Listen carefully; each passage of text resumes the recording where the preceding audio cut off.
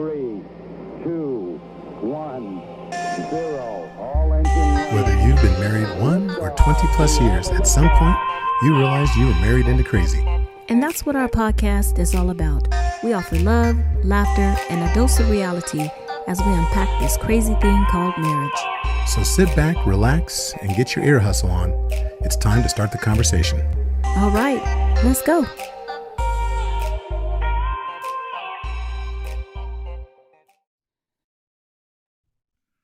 Welcome to episode 193 of the Married into Crazy podcast with Snooks and Lovey. I'm Lovey. I'm Snooks. Once upon a time, not long ago, we did a podcast called the Snooks and Lovey Show. She didn't want me to do that. How many of you guys really know? I mean, Lovey does not listen to instructions. I don't. Oh gosh. I was that kid. They said, okay, sit here. When they came back, I was standing on the table.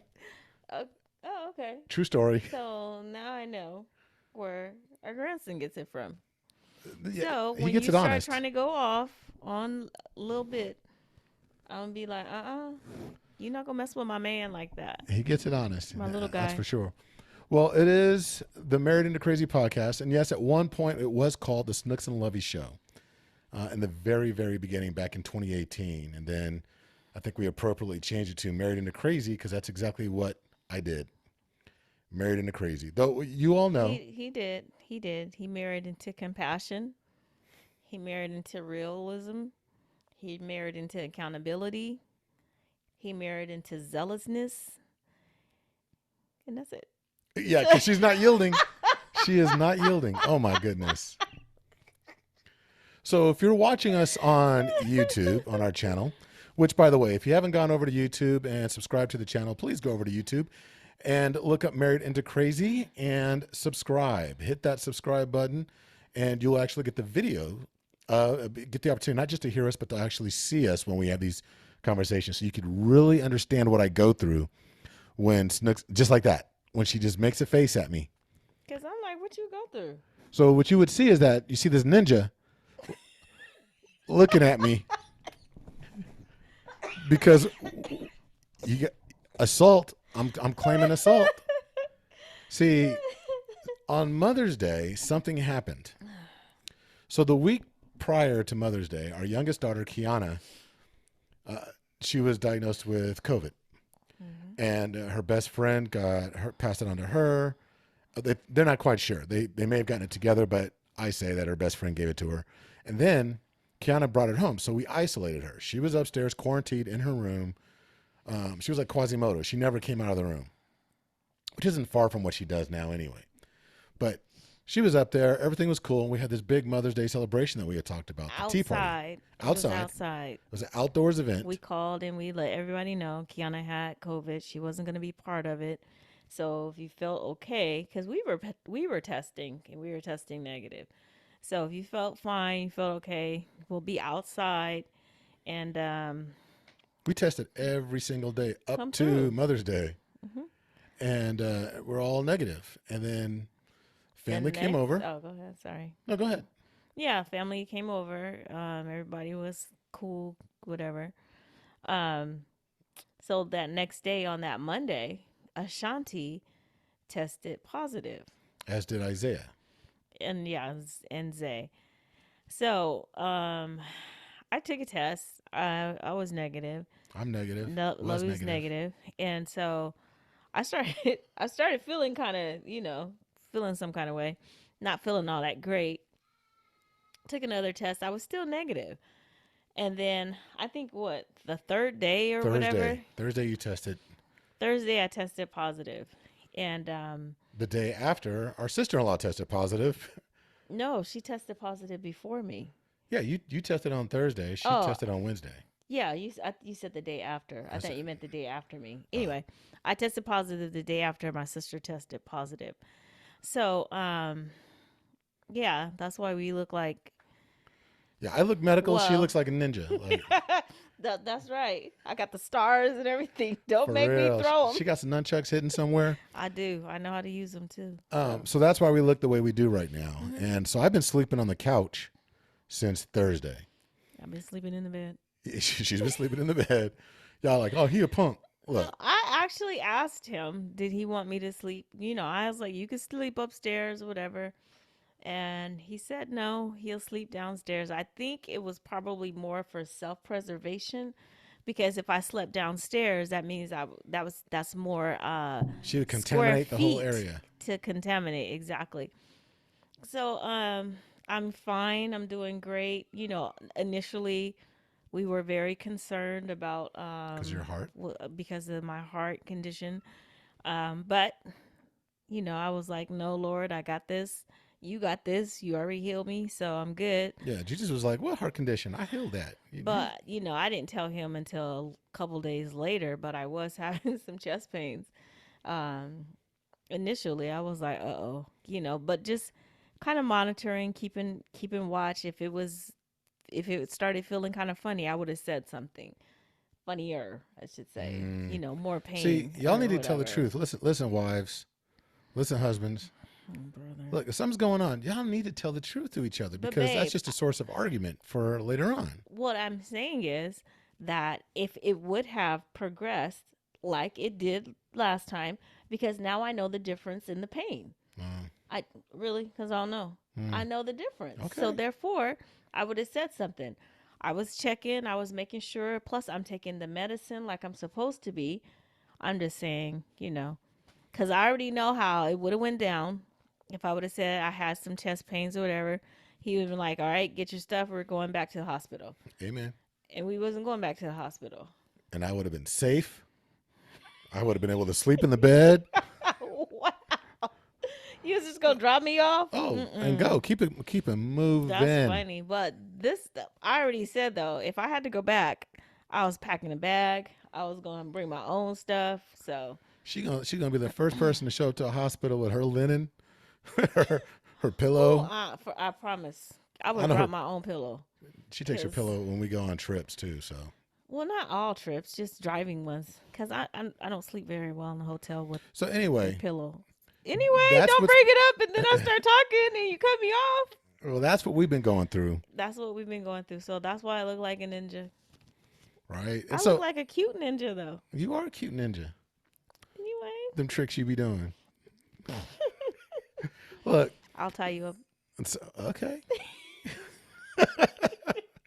Look, Oh, y'all. when we don't have the social distance, though. Yeah, true. Right now we're social yeah. distancing. Even in the podcast, I'm trying to keep my distance. He looked like, oh, you're getting too close.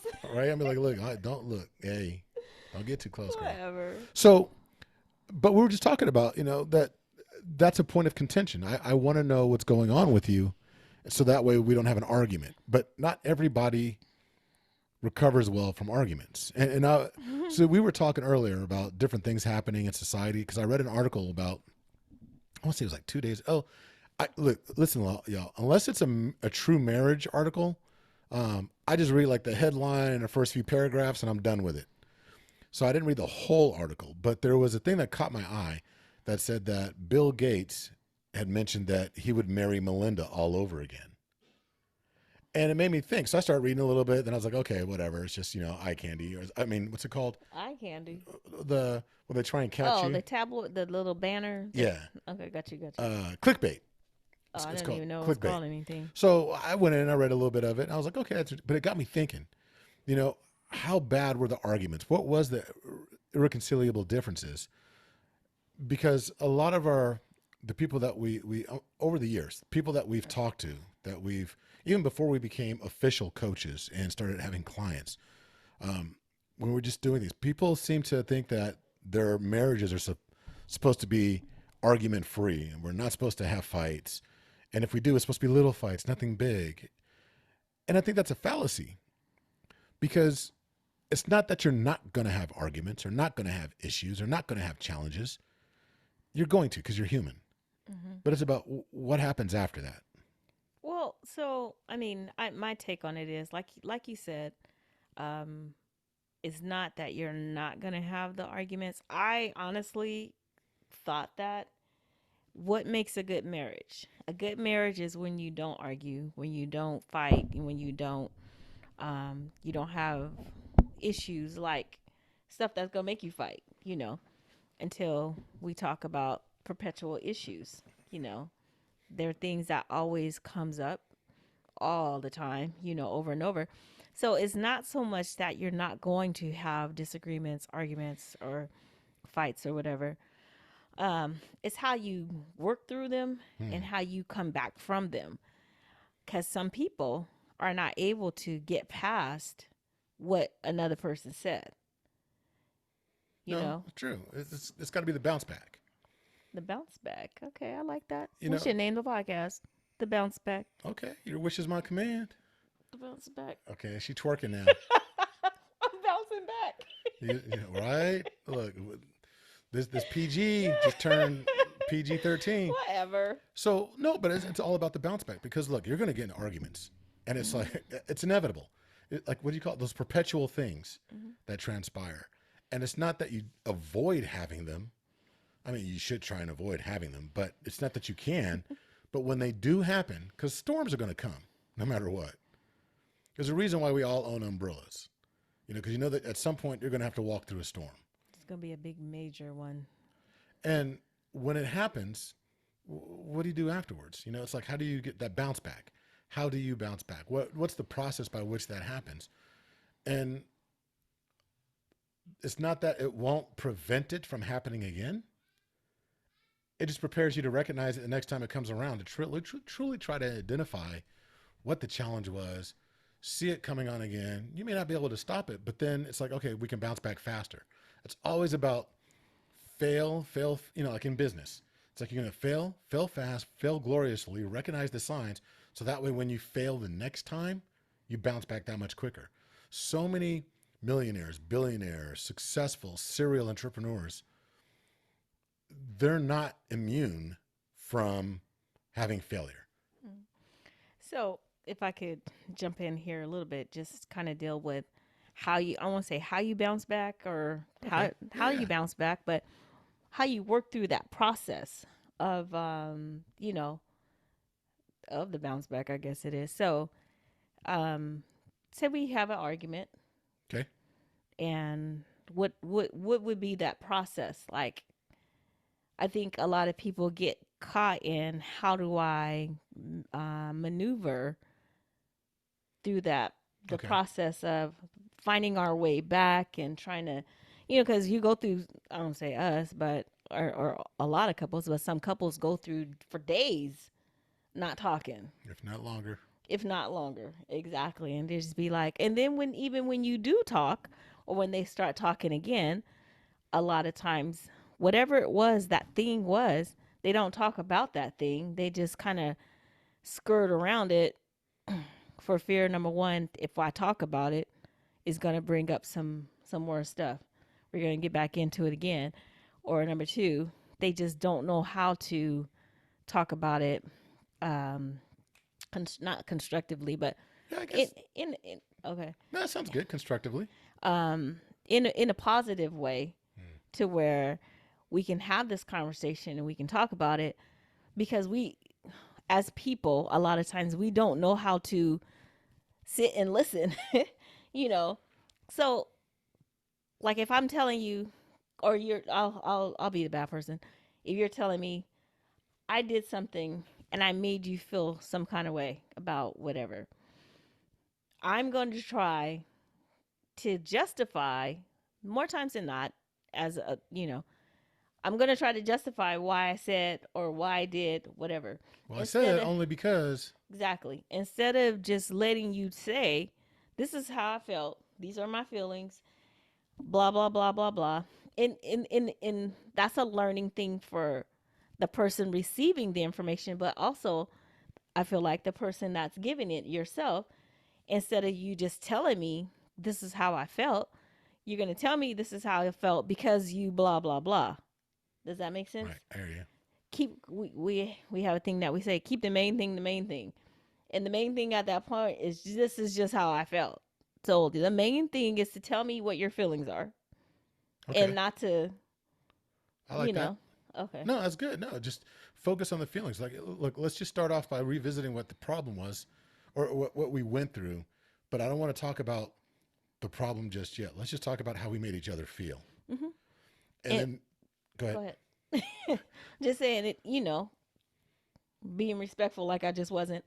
and letting that person have the floor, because it's always a over. You're not gonna out talk me. Oh. You're not gonna out It's a tit whatever. for tat. It's like okay. Who gets the last word? It's competitive. We're very competitive people. You know, even in our arguments, we're competitive. You're not finna outdo me. I'm finna what? Because number one, first of all, those are Ooh, once I hear first of all, I'm like, dang, really? whatever. First of all, First of all, first there's of all, always I was gonna like, be a second. oh, and I'm like, and I know if I hear first of all, I know I done screwed up. I don't know what I did half the time, but I'm like, but I know that Babe, you know what you did if I say first of all. I have an inkling. I might I'll have an just- idea. I'm just willy nilly around here. First of all, I was in the okay. house somewhere. I was like, first of all, he was in the house. He was Whatever. in the kitchen when you wasn't supposed to be. Whatever. Well, there's that. So No, but there's the feelings, right? So you have to recognize that and really be willing to talk about just that, how you made each other feel. But then, I mean, there's other things as well. It's not just about the feelings. You also have to be willing to see things from the other person's perspective. Because here's the bottom line, ladies and gentlemen. I'm not her. She's not me. There was this thing I saw on the internet. Really cool. There's this guy, they call him the greatest teacher or something. I don't even know what the guy's name is. oh, you talking about the guy with the ball? Yes. Okay. There's this really cool thing where these guys, I know it was a reenactment, but he had students in a class that were arguing. And he said, look, come up to the front of the room. He made him get up there in front of the class, and he put this ball on the table because he had these guys apart from each other on separate sides of the room, opposite sides of the room. And he asked one guy, what do you see? A ball. What do you see? A ball. Okay, what color is the ball? The guy's like, this is just stupid. And he's like, it's white. And the guy's like, you just want to start an argument. It's black. And he's like, no. And he says, the guys, tell him to be quiet. Now, switch sides. And when they switched sides, they both saw that the ball, from the perspective of the other person, was exactly the opposite. Because the ball was painted white on one side and black on the other. But the other, when they were in their first vantage point, they couldn't see from the other person's view. They just thought one guy thought it was just being argumentative, and here we go again, about to have another fight. But that's how everything is. What's her name? Julie Gottman has this thing where she talked about if she and John actually were to draw a tree, he's sitting on one side of the room and they're looking at the same tree, and then she's looking out the window, and then she's drawing a tree as well. Chances are that the way he draws the tree is going to be very different from the way that she draws the tree, because they're looking at it from two different angles, but it's the same tree. That's what I say. It's still the tree. Yep, still the tree. And I have to say that that's the exact same thing when it comes to our problems or our challenges that we're arguing over. Yeah, I agree, because it is about the other person's perspective. It's just that sometimes we don't care about the other person's perspective because we're narcissistic when we argue, So most I times am we right. don't care. I am this. I is always starts with I blah blah blah. Most argument, I won't say. I feel like a lot of arguments are typically because of I statements. I this, I that, or they're you statements like, well, you blah blah blah, you da da da. So. Well, and that's where empathy comes in, right? Granted, if we're having an argument, empathy is probably the last thing we're going to enter into the argument. But if we're going to revisit and really try and move beyond the challenge, and again, we're talking about the bounce back. We're talking about trying to repair the damage that we had just done to each other and to our relationship. So, and just jumping in just real quick, when you talk about the bounce back, hopefully by that time, when we're able to come back and we talk about our feelings, we're each able to talk about dealing the reality, R and crazy is for being real. So we've said this before, we kind of joked about it. There are times when we have these arguments with ourselves about things that did not even happen in the car, and be like, oh, because when I see him, because I already know he gonna say and blah blah blah whatever, and I'm gonna do blah blah blah and da da da whatever. that's not a real thing. So when I come in, I'm hot and heavy and I'm ready. Well, let's get it. And you say something totally, and I was like, a lot of times you just take the wind out of me. I was like, dang nabbit, I I had was a supposed good to say one. that. That was not in the script. Yeah, I'm like, wait, what? But hopefully by the time we were ready for the bounce back, we've had time to assess what really happened, what the realities really are, because let's be honest too, we can talk about how we felt, but sometimes our feelings keep us from seeing the real reality of what it really is. I'm just trying to be my feelings. All I see is how I feel. I don't see the real. All I see is how I feel. So we get caught up. We have a tendency to hold on to that misery or those negative feelings, and I don't know why, because they don't make us feel good, but it makes us feel justified. Cause we wear like armor. That's my armor. What you mean? That gives me the strength to keep going, and I'm gonna To get keep my playing way. that. I'm gonna keep playing that, and it's gonna over and over. It's like a tape. I'm gonna rewind it, and I'm just gonna hear it. I'm gonna hear that one part, and I'm gonna rewind it, and I get more hyphy But about that's it. that's where the empathy comes from. Being willing to, even if you're not willing, if you want your relationship, whether you're married or not, premarital, long-term relationship, if you really want your relationship to thrive, you've got to find a way to insert some empathy and try and see things from the other person's perspective. Because Well, what if, go ahead. Sorry. I'm saying, what if I was looking at it completely wrong? Yes, we're talking about the exact same thing. But what if I was just looking at it through my lens, which is exactly what's transpiring. I'm looking at it through my lens, through my triggers, through the things that I've dealt with as a child and potentially in my previous relationships. Mm-hmm. But you're doing the exact same thing. But we were thinking, but this is what I went through. I did this when I was a kid. This is what happened to me. And then and then when I was in my previous relationship, this is what she did to me. And so true, so valid. But what you're forgetting is that the other side of that equation is, do you know what may have triggered your spouse or your significant other? What about their childhood? What about their previous relationships? Maybe they have a solution that has never been introduced to you, or maybe they went through something just as traumatic, if not worse. I was getting ready to say that there are a lot of triggers, and I think that's one thing that people don't give credit for or credence to are the triggers, the things that have happened in previous relationships or childhood, um, things that we saw. Those things affect us in so many ways, and even if it's not in our conscious mind, in our subconscious mind, those things are a factor. But too many times, I mean, this could be its own podcast later on, something. We're so, we're taught to shake it off, brush it off. Why are you bringing that up? That's old. That's not relevant. That's not this. There's not that. But it is, you know, it is. And, I say, we could probably talk about it at a different time. It's more men, I feel like, than it is women because Why so? I feel like because the way that boys grow up, just Toughen like up, shake it off. I was getting ready to say, so just like we had an incident at the house, it's not an incident, but our grandson, he fell. He was sitting and granted, he was sitting in the chair the wrong way, like he shouldn't have been. So our table is like a high table. We have like bar stool tables or whatever, high back, whatever you call them. So he was in the chair and doing something he wasn't supposed to do, Joe Acrobat. but he fell and he landed, like I say on his face, but he fell and he hit his face. So I turned. I'm in the kitchen and whatever I had, I threw it down on the counter and I swooped him up and I went right to comfort mode. You know, Lovey is like, oh, would you say he's fine or not so much that he's fine, but that whole he was part of that. I know I said something. I'm like, well, he won't do that again. Yeah, something along those lines, like. No, And you I don't- got mad. You only do those things once. I got mad, but even so, even though that's very true, hopefully you only do those things once.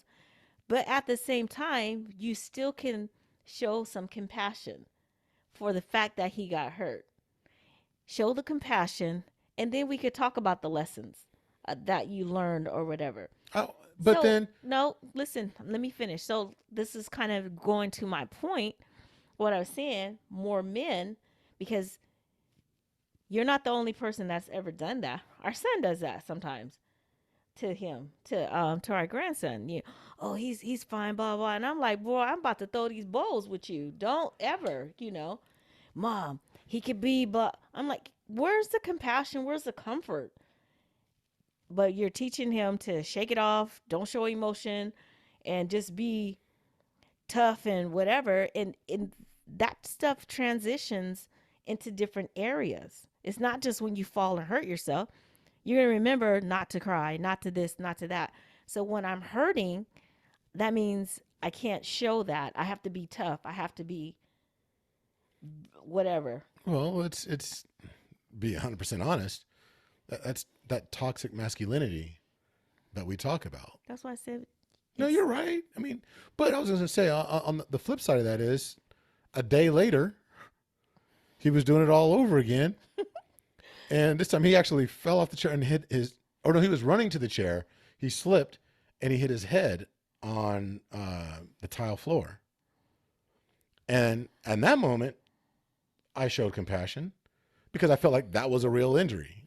I was like, Him falling out the big chair on the floor like that. That's not a real injury. well, I felt like. Now you we know. finna have an argument. Y'all gonna have to see us bounce back. I was like, okay, let's check it for a concussion. Let's hold him, and are you okay? I was all into it then. But I mean, but there is that toxic masculinity that goes along with it. But that's a whole other. That's why I said that whole could have other been his own topic. podcast. It's a whole other topic. I'm just, But it is one of those things where, but it does speak to the empathy part. It speaks to the real of, is that something that are we really addressing what it is? But here's the challenging thing though. When we have two different perspectives, we also have two different realities, because your view is your reality based on your past, your triggers. Mm-hmm. My perspective is very real. That's my reality. Mm-hmm. And the challenge is that we're not willing to recognize that there's more than one reality at play. And we think that, nope, my way. This is what happened to me. This is how I felt. And this is the way. And you need to accommodate me. Mm-hmm. And while we do need to be accommodating, we also have to be willing to recognize that it's never truly black and white. It's not just one way. Yeah, a lot of people, I don't know. I feel like a lot of people say it's either black or white. And it's like, no, because we actually live in gray. It's never either or. There's always, I'm trying to make sure that both of my hands are seen, but whatever. I feel like, it's either, you say, well, it's either black or it's white. It's like, well, no, because maybe some stuff, everything's not so linear where it's just going to be. Well, and the world has straight. changed dramatically. So it's no longer black, white, or gray. I mean, it's got a gazillion different Some colors. greens. Yeah. And there's hues to those colors. Yeah, and that's true. there's so much in now that we have to consider, because there's many more perspectives. In the past, it was black and white. It was like, it's right or wrong, and that's it is. And we're supposed to just take that trauma and suppress it and, push it down and leave it alone until it festers and pops up down the road. And people drank or smoked or abused or did all these different things. And now we're in a culture where it's like, no, you know what? Let's talk about it. Let's really get this thing out there so we don't have to keep this cycle flowing. And the same thing when it comes to our relationships. You don't have to sit here and wallow in, like, well, we had this horrible, discussion or argument or whatever. Now it's time for us to break up. Now, if there's abuse, we always say, barring abuse, whether it be physical, mental, spiritual, financial, verbal, any type of abuse you can think of, barring that, these are things that we can learn from, that we can actually bounce back from. And I say, we have to be willing to take responsibility for our part in the conversation. Well, when we take responsibility, we need to be I feel like we need to be very specific on what we're taking responsibility for. So many times we're, okay, I'm sorry. What are you sorry for? I mean, you know what I mean? Yeah, and if you Yeah, guys what are want you to, sorry I for? don't remember the episode, but go back and listen to the apology. We had a whole podcast apology, on the apology apology language. language. That was really good. But be willing to actually express your apology in a manner in which the other person's able to hear it.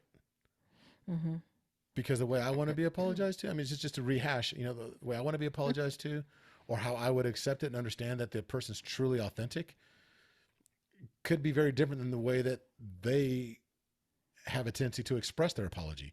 Though very sincere from their perspective, again, we're talking about perspectives and realities.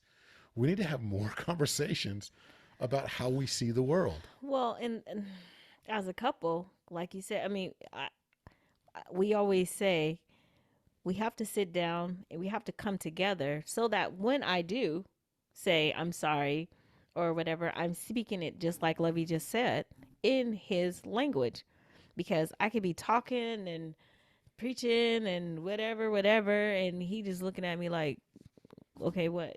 And I'm like, what do you mean what? I just said blah blah blah, and I didn't receive he any didn't of it. receive any. And he's like, now you're pontificating or whatever it is, and that doesn't just go for apology. That goes for everything. I've always have to remember, okay, Lovey has his own way of seeing things. He has his own perspective. So let's have a conversation about XYZ. And then we'll go from there. And this is just something that we even, when we talk with our clients too, we've done the DISC assessment. And one of the big key things is, what is that, page 19? It talks about how it points out, excuse me, how you like to receive information and how the other person likes to receive information. We always say, swap pages. And so now I know how he likes to receive information. He knows how I like to receive information. So if my my mission or my goal is really to reach him, I'm going to make sure that I'm looking at that page. Excuse me. And say, okay, Lovey likes blah, blah, blah, whatever. And it's going to take me not being prideful, because no one said that this is an easy type of thing. Right. Marriage ain't for the weak. You can't be no punk and be married, because But it's fun. it is fun. It's It's a whole bunch of fun, but I'm sure football's fun. But I mean, it hurts. Ain't nobody just finna get out there and be playing with the big boys or the big girls or whatever. Anything that's worth working, worth having, worth doing is going to require work. It's going to require you to be invested in it. So, however it is that you all are able to communicate, make sure that you are doing those things, because you could just be sitting here talking this and y'all just speaking two different languages, and it's like, he just doesn't get me, or she just doesn't get me. And I've tried everything and Right. and it's just not, And sometimes it's going to be frustrating. Sometimes it can definitely be frustrating, but that doesn't mean that, okay, well, let me placate this person. Let me just go ahead and apologize just to get over with. Don't do it just to kind of speed along the process or give in. There is a part in Married and Crazy where the Y stands for yielding. Yielding is still built on sincerity. Like, you know what? I believe that you're better suited to handle this, or, you're right. Let me yield. You're not saying, let me yield, but you're saying, like, you know what? I want you to say it. I'm going to one of these days. I yield. But I want to do but it's one of those things where you give way. Like, okay, hey, let's try it your way. That's yielding. Yeah. All right, babe, let's go that. I want to follow up on your idea. Stuff like that. But don't sit there and be like, oh, you know what, whatever. You know what, fine. Let's just do it your way. Mm-hmm. That's not a yield. That's not a yield at all. That is just that's just placating somebody. And all you're gonna do, honestly, you just threw some more fuel on the fire. Because that isn't. Okay, let me stop you there. Two things. When I hear ooh, so as soon as I hear ooh, what usually follows this? First of all, so when I get a ooh, and a first of all, it's all bad. It's all bad. At that point, I'm just like, oh, I'm in so much trouble. Okay. Anyway, I'll was going to say, first of all, See, you already know. that is so funny. Look, while we You're got right. you, look, You're I right. hope you You're guys are right. enjoying this conversation. Look, sometimes this podcast is not about giving you answers. It's giving you food for thought. Yeah. We're not telling you what to do. We're just telling you, let's think through the process, Mm-hmm. because you will have an argument, Mm-hmm. one that's going to hurt, Mm-hmm. one that's going to anger you, Mhm. that's going to have you look at the other person like, why are we even together? Why? just go to sleep. Yeah, don't go to sleep with both eyes closed. But there's going to be those moments, and you've got to bounce back from it. Mhm. You have to. I mean, you like Lovey said, you have to bounce back, because if you don't bounce back, you just continue to grow further and further apart. You know, marriage is about communicating effectively, doing a great job at it, and let's just be honest, there will be times where, like you said, you fail. Initially, you're just like, this is not working. This is, what the heck is happening? You're know? going to fail forward. Yeah. You know, that's what the relationship's all about. Look, we've been married 25 years. We know people that got it in gear, year 5, and they've been, blessed. There's other people that are like on year 30, and they're like, we still got still some figuring it stuff. out. Look, we're going to be 80 years old at some point, still working on our marriage. It's a work in progress. You have to realize that. Sometimes it's heavy construction, sometimes it's light construction, but it is always a work in progress. And if you feel like that work in progress is getting to be a little bit too much for you, then go online to marriedandthecrazy.com and click on that coaching tab and set up a discovery call. Click on the coach tab, set up a discovery call. We talk will to have that Snooks. conversation with you. We've been meeting some great couples and people that we really look forward to working with and that we're enjoying working with. The other thing, too, we should have said it early on, but listen, do us a huge favor. You don't have to worry about compensating us or paying us for listening to the podcast, because it's free. But one thing you could do to really help us out is go to either Spotify.com or to Apple Podcasts and leave a review and a rating. That we would so just take a couple of minutes out of your day to actually do that, and then tell a friend and invite them to do the same. That would make us immensely happy. The other thing, though, is that if you are looking for a community, for people to actually, just chop it up with every now and then, get some little tidbits of information here and there, just checking in from time to time to see what's going on. If you're on Facebook, look up the Iron Tribe Marriage Community, right? So it's Iron Tribe, the Marriage Community. That's where we go to work with other couples. Not to say work with, but to actually interact with other couples. And there's people from all over the world that are actually participating in this. And we invite you to actually join the Iron Tribe as well, because we have some pretty major announcements that are about to take place. And we're going to actually roll it out via the Iron Tribe first. We're going to be doing it live very, very, very soon. We're going to get back into doing our lives, and we're going to make a major announcement on a live, and we're most likely going to do it through Facebook Live. We're going to do it through our Iron Tribe, the marriage community, and we would love for all of you to be aware of it so you can be the first to know in the entire world. So with that said, until the next time, be blessed. Bye-bye.